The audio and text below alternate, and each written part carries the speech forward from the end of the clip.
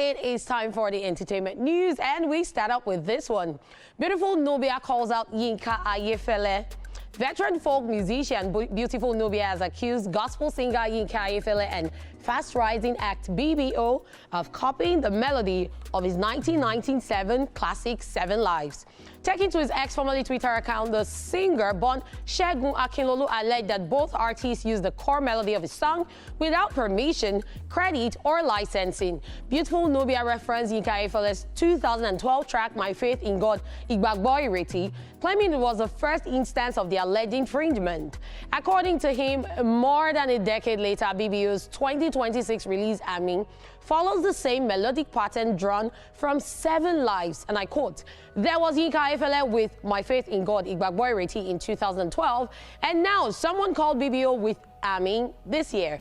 Both stole their melodies from our original song 7 Lives," he wrote. Beyond the specific songs, Beautiful Nubia used the moment to raise broader concerns about copyright awareness in Nigeria's music industry. He questioned why, in his view, some gospel musicians continue to disregard intellectual property rights despite the spiritual themes often associated with the music. 7 Lives, released in 1997, remains one of Beautiful Nubia's most recognized works and helped cement his reputation as a leading voice in contemporary Nigerian folk music. The song's distinctive melody and reflective lyrics have made it a long-standing favorite among his fans. Let's take a listen to that of Beautiful Nubia, then that of Yinka Ayefele, followed by BBO's version. 7 goats, 7 beats, 7 carries, 7 nuts, 7 lives, that's what I got. I'm an African boy, over sea, over land, over mountain.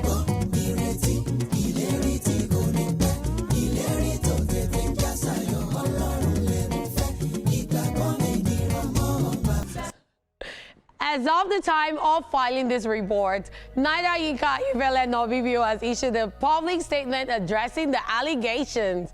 So what do I have to say about this? Well, the records actually speak for themselves. The difference is, how do I put this? So Beautiful Nubia's tempo is very similar to BBO's tempo. And the 7 Lives, 7 Sins, 7, and that one with the army, that one is very similar. But then Yinka Ayefele's own is the same, but a higher tempo. If you're just tuning in and you're wondering what we're talking about, we're comparing Beautiful Nubia's 7 Lives with Yinka Ayefele's Igbagbo and BBO's Amin. Let's take a look, guys. Listen. 7 beats, 7 carries, 7 nuts, 7 lives, that's what I got. I'm an African boy, over sea, over land, over mountain.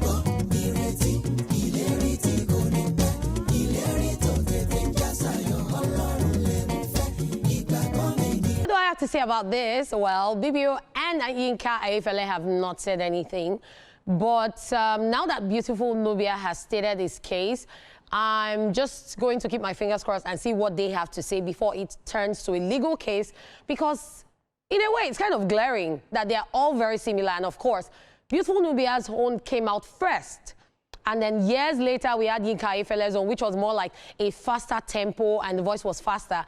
And then a decade later we have BBO from nowhere coming with the same thing. So it feels like a revamp or a remake or something. So I'm not really going to say much. I'm just going to keep my fingers crossed, wait for Yinka Ayefele to give his statement, wait for BBO to give his statement, and wait to see what they have to say about this allegation and how it's going to pan out. So, fingers crossed, whatever goes on, we'll give you updates right here on eSplash on TVC. All right, still on the entertainment news, Drake creates new Spotify record. Canadian artist Drake has reached another historic milestone in the streaming era, as he has become the first artist in Spotify history to have 300 songs surpass 100 million streams. The record was extended after Mine. His collaboration with Beyonce crossed the 100 million mark. The achievement places him ahead of streaming heavyweights like Taylor Swift, Bad Bunny, The Weeknd, and Justin Bieber. Unlike milestones driven by one or two massive hits, Drake's record reflects catalog depth. While One Dance has surpassed 4 billion streams and God's Plan remains one of Spotify's biggest rap records, older tracks continue to perform strongly. Songs from his 2011 album Take Care are still adding to his totals, while newer releases like Nokia with Party Next Door have already crossed 500 million streams. Tracks such as Nonstop and Jimmy Cook still average over 200,000 streams daily years after release. Even without releasing a solo album in 2025, Drake's catalog generated 1 billion streams in the first 20 days of 2026 alone, driven largely by existing music. With his upcoming solo album, Iceman, expected later this year via OVO Sound and Republic Records, the record-breaking total could climb even higher. Nearly 2 decades into his career, Drake's dominance shows no signs of slowing down.